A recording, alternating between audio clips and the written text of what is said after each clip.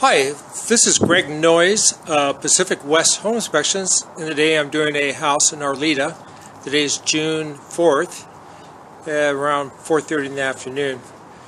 First thing I want to go over is how to shut off the utilities.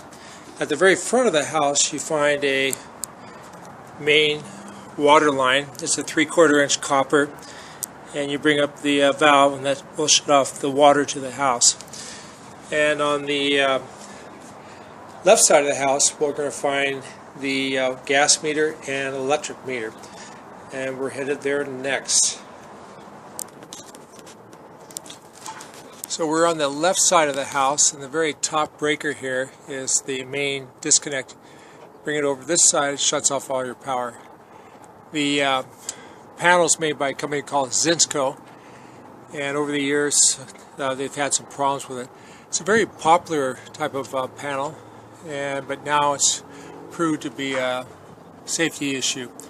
And if you can see, this is the permit for the roof, and it was re-roofed in 1995. Over again on the left side of the house you have the gas meter here, and to shut that off, you turn this with a wrench 90 degrees, this valve, and it hangs perpendicular to the pipe, and it's off. There is a newer gas meter here, and there is a seismic gas shutoff valve. It's an older one, and it's been painted over, so it's unknown if it still works properly, or you can reset it with a screw. And also on the side of the house we find the water heater, and it's a Bradford and White. It's a good brand. It's 2004 when they installed it, or they manufactured it. The top seismic strap should be 9 inches below the top, and somebody put down 9. And the bottom one is supposed to be over 4 inches from the gas valve, so you're in compliance here.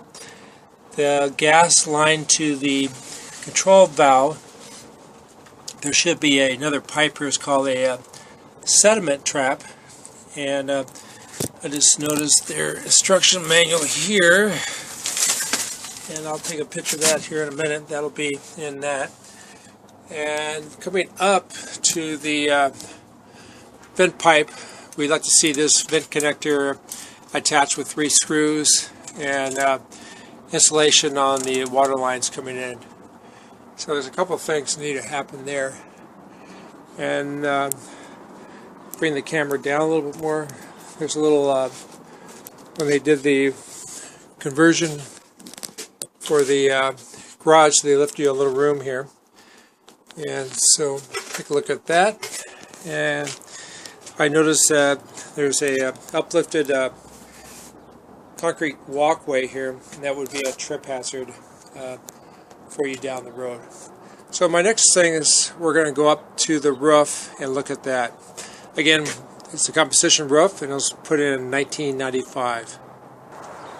The carport roof structure is not very sound. The termite inspector pointed out deteriorated rafters, and we discussed it, and also the size of the wood is, we call it overspanning. It should have been, they're 2x8s, it probably should have been a 2x10 or larger. There's a big sag in the roof line here, and then the beam at the very front is sagging as well, and they have the bracing they've done here is undersized, and they actually notch the beam here, so the load is, you only got maybe 6 inches of load of wood there, and you're not using the full potential of the beam. So a lot of things wrong with this, and they'll be up on his termite report. So now I'm going to climb the roof, and you can see a slight sag in the carport here. And the way we age a roof, we pick up an edge of it. When it's rigid, then we know it's an older roof.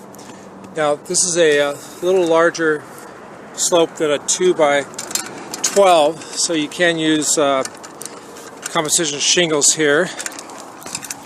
And this roofing looks older than what they have on the main roof, and this is it shows 95, but this looks like it's newer than 1995. So that permit might have been for the carport. There's a package unit on the roof, and if we can get the age of this, then that may tell us something about the age of the roof.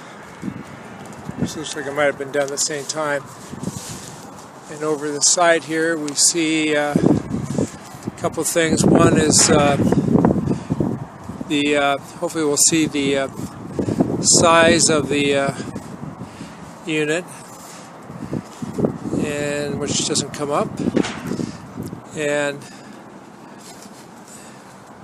it's a 4-ton and 03, so 2003.